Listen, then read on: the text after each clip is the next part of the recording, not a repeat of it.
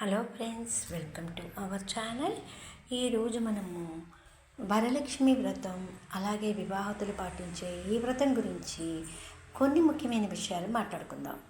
శ్రావణ మాసం శుక్లపక్షంలో పౌర్ణమికి ముందు వచ్చే శుక్రవారాన్ని వరలక్ష్మి వ్రతంగా జరుపుకోవడం ఒక హిందూ ఆచారం. వరలక్ష్మీ దేవత విష్ణుమూర్తి భార్య. హిందూ మతం ప్రకారము ఈ పండుగ చాలా విశిష్టమైనది. వరాలు ఇచ్చే దేవతగా వరలక్ష్మీదేవిని కొలుస్తారు. ఈ పూజలు ఆంధ్రప్రదేశ్, తెలంగాణ, కర్ణాటక రాష్ట్రాల్లో అధికంగా స్త్రీలు కొలుస్తారు. ఈ పండుగను ముఖ్యంగా వివాహమైన మహిళలు నిర్వహిస్తారు. ఈ రోజున దేవతలను పూజిస్తే అష్టలక్ష్మి పూజలకు సమానమనే నమ్మకముతో కుటుంబ సభ్యులు కూడా పాలు పంచుకుంటారు. ముఖ్యంగా మంచి భర్త, కుమారులు కలగాలని కూడా అమ్మాయిలు పూజిస్తారు. ఈ దేవతను పూజిస్తే అష్ట ఐశ్వర్యాలు అయిన సంపద, భూమి, శిక్షణ, ప్రేమ, కీర్తి, అలాగే శాంతి, సంతోషం, శక్తి వంటివి లభిస్తాయని ప్రగాఢ విశ్వాసం. ఈ రోజున భారతదేశంలో ఐచ్ఛిక సెలవు దినాన్ని ప్రకటిస్తారు. అలాగే ఈ పూజ గురించి ప్రార్థన కూడా చేస్తారు. మహామాయా రూపిణి, శ్రీపీఠవాసిని, దేవతలు నిరంతరము సేవించే లోకమాత, శంఖచక్ర గదల్ని ధరించిన మహాలక్ష్మీదేవి, అష్టైశ్వర్య ప్రదాయని, అష్ట సంపదలను అందించే జగన్మంగళదాయని, అష్టైశ్వర్యాలను కలగజేసే అష్టలక్ష్మి రూపాన్ని మనం వరలక్ష్మీదేవిగా ఆరాధిస్తాం. భక్తితో పూజించిన వారికి, కొలిచిన వారికి కొంగు బంగారమై వరాలనిచ్చే మహాలక్ష్మి ఈ వరలక్ష్మి. పురాణ గాథ ఎలాగుంటుందంటే ఈ వరలక్ష్మి వ్రతం గురించి స్కాంద పురాణములో పరమేశ్వరుడు వరలక్ష్మి వ్రతం గురించి పార్వతీదేవికి వివరించిన వైనం ఉంది. లోకంలో స్త్రీలు సకల ఐశ్వర్యాలను, పుత్ర పౌత్రాదులను పొందేందుకు వీలుగా ఏదైనా ఓ వ్రతాన్ని సూచించమని పార్వతీదేవి ఆదిదేవుణ్ణి కోరుతుంది. అప్పుడు శంకరుడు గిరిజకు వరలక్ష్మీ వ్రత మహత్యాన్ని వివరించాడని చెబుతారు. అదే సందర్భంలో శివుడు ఆమెకు చారుమతీదేవి వృత్తాంతాన్ని తెలియజేశాడు అంటారు. భర్త పట్ల ఆదరాన్ని, అత్తమామల పట్ల గౌరవాన్ని ప్రకటిస్తూ చారుమతి ఉత్తమ ఇల్లాలిగా తన బాధ్యతను నిర్వహిస్తూ ఉండేది.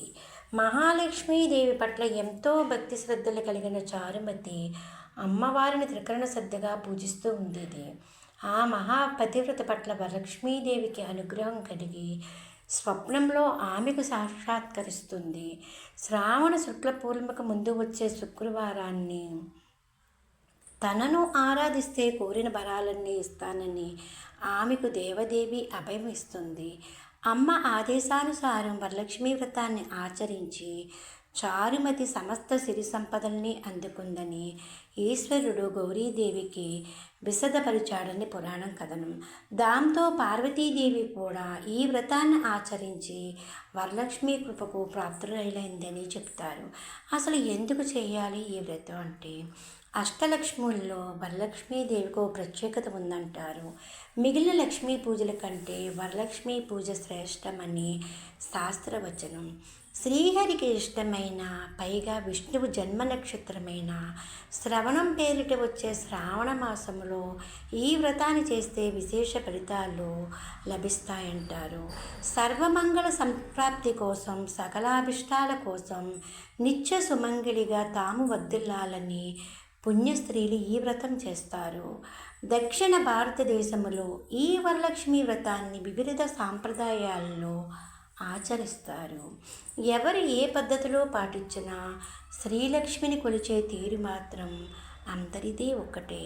సకల శుభంకరమైన, సన్మంగళదాయకమైన వరలక్ష్మీదేవి పూజ జగదానందకరమైనదని భక్తులు అందరి ప్రగాఢ విశ్వాసం.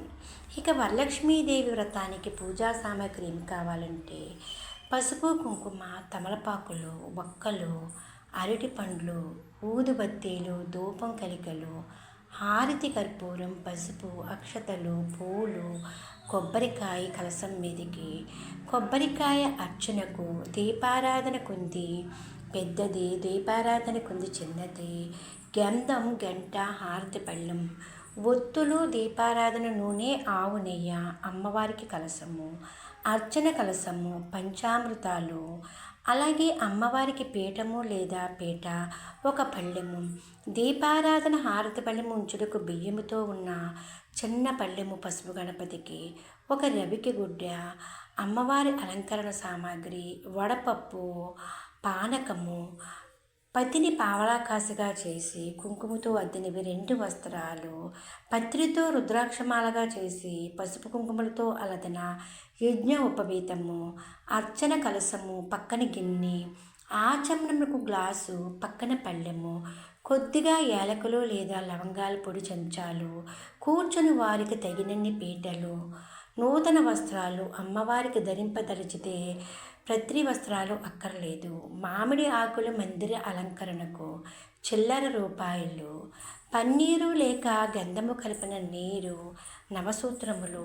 ఎంతమంది పూజకు ఉంటే అంతమందికి తెల్లని దారములు తీసుకొని 9 ముడులు వేసి కుంకుమలు అలదినవి, పాటకు జ్యోతులు, 9 బియ్యపు పిండి బెల్లముతో కలిపి చేసినవి, అలాగే నానబోసిన శనగలు.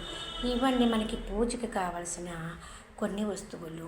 అలాగే మనము తొలుత పసుపుతో ఏం చేయాలంటే గణపతిని చేసి పూజించి కలశములోకి వరలక్ష్మీదేవిని ఆవాహన చేసి షోడశోపచార పూజ, తర్వాత అధాంగ పూజ చేయవాలను. దాని తరువాత అష్టోత్తర శతనామ పూజతో నామాలను చదివి ధూపదీప నైవేద్యాలను, తాంబూలాలను సమర్పించి, కర్పూర నీరాజనం, మంత్రపుష్పం సమర్పించి, మంగళహారతి ఇచ్చి తోరగ్రంథి పూజ చేయాలి. తోరబంధన మంత్రం పఠిస్తూ ఆ నవసూత్రాన్ని కుడి చేతికి కట్టుకోవాలి.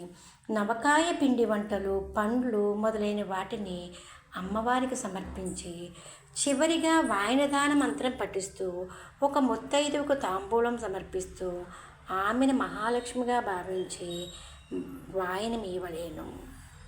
9 దారపు పోగులతో 9 ముడులు వేసి మధ్య మధ్య పంచపుష్పాలను కడితే దానితో మన తోరగ్రంథి పూజ చేయవలేను.